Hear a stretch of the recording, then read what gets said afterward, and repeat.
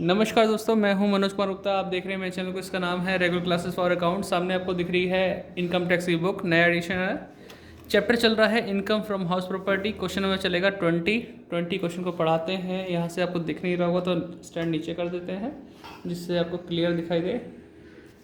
तो 20 क्वेश्चन में लिखा हुआ है, Shri Shyam Lal is a owner of 3 house.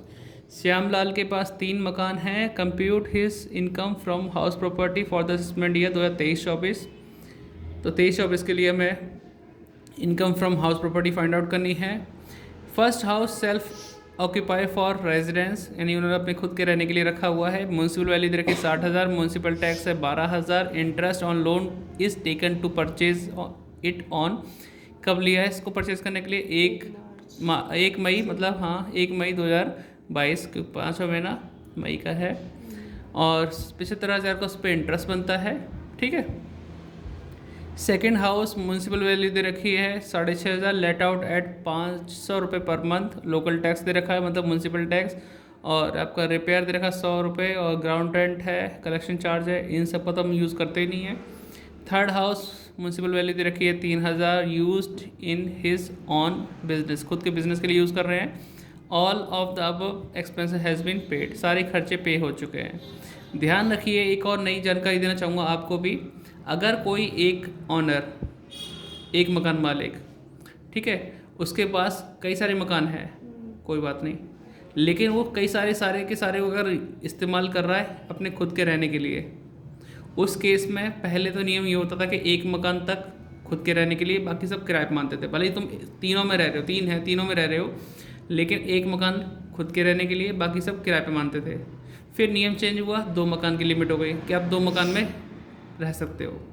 ठीक है, ऐसा मानेंगे 2 मकान, अगर 4-5 मकान है, तुम 4-5 में ही रह रहे हो, लेकिन 2 मकान तक आप खुद के रहने हुए, बाकी किराए पे मानते हैं। भले ही खुद रह रहे हो, लेकिन वो किराए पे माने जाएंगे। उसकी नॉर्मल जैसे हम वर्किंग करते हैं वैसे ही करेंगे। फिलहाल ये 3 मकान का मालिक है, लेकिन ये एक में रह रहा है, बाकी एक में किराएदार है, और दूसरे में खुद का बिजनेस चला रहा है। ठीक है, रहने का काम सिर्फ एक में हो रहा है। अब इसे सॉल्व करते हैं, सॉल्व करके आपको दिखाते हैं। और अगर आपने अभी तक वीडियो लाइक नहीं की है तो लाइक कर दें, शेयर कर दें अपने दोस्तों में। अभी सॉल्यूशन करके दिखाएंगे आपको। तो सॉल्यूशन हो चुका है, आपको दिखाते हैं। यहाँ लिखा computation of taxable income from house property for the assessment year 2023-24। पहला हाउस, पहला point, first house is used as self residence, खुद के रहने के लिए। जब हम खुद रहते हैं उस केस में आता है आपका ग्रॉस एनुअल वैल्यू नील, लेस म्यूनसिपल टैक्स नील। क्या बचेगा? एनुअल वैल्यू नील बचेगी। लेस डिडक्शन अंडर सेक्शन 24, पहला 30% ऑफ AV, वो भी नील बैठेगा। इंटरेस्ट और लोन 75,000 लिखा। यहाँ पे बच्चों का सवाल आता है क्यों लिखा? क्योंकि नियम हमारे पास 3 हैं। अगर 31 दिखा है, हाँ, 31 मार्च 1999 से पहले लोन लिया हो, इस डेट से पहले लोन लिया हो, चाहे मकान खरीदने के लिए, बनाने के लिए या रिपेयर के लिए, तो मैक्सिमम डिडक्शन है हमारी 30,000। इस डेट के बाद अगर लोन लिया है सिर्फ किसके लिए? रिपेयर वगैरह के लिए, रिपेयर, रिन्यूअल, इस तरह से कुछ है, तो 30,000 है। लेकिन अगर आपने खरीदने के लिए लोन लिया है, एक्वायर्ड, ये क्यों है, ठीक है, एक्वायर्ड या फिर परचेज के लिए लिया है अपने, या मकान को कंस्ट्रक्शन करने के लिए लिया है, तो लोन की लिमिट, इंटरेस्ट की लिमिट होती है 2 लाख रुपए। वो भी कौन से हिस्से में? जिसमें आप खुद रह रहे हो, उसके लिए बोला जाता है। तो ध्यान रखिए, इस डेट के बाद अगर लोन लिया है रिपेयर, रिन्यूअल, रिकन्स्ट्रक्शन के लिए, तो 30,000 लिमिट है। अगर आपने खरीदने और मकान को बनाने के लिए लोन लिया है तो 2 लाख तक की लिमिट है।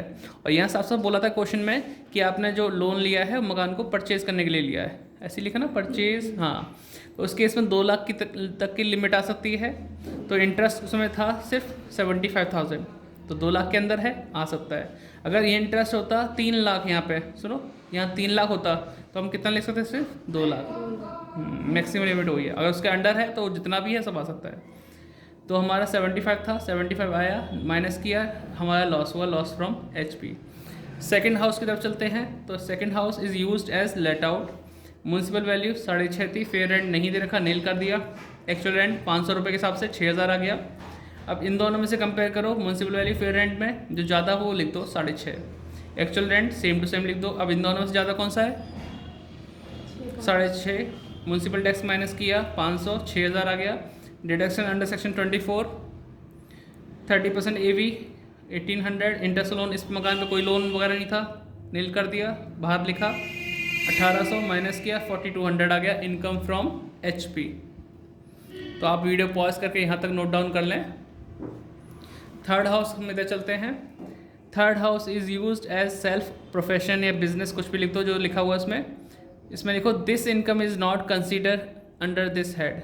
ठीक है, this income is not consider in this head लिख दो या अंडर दिस हेड लिख दो, एक ही बात है।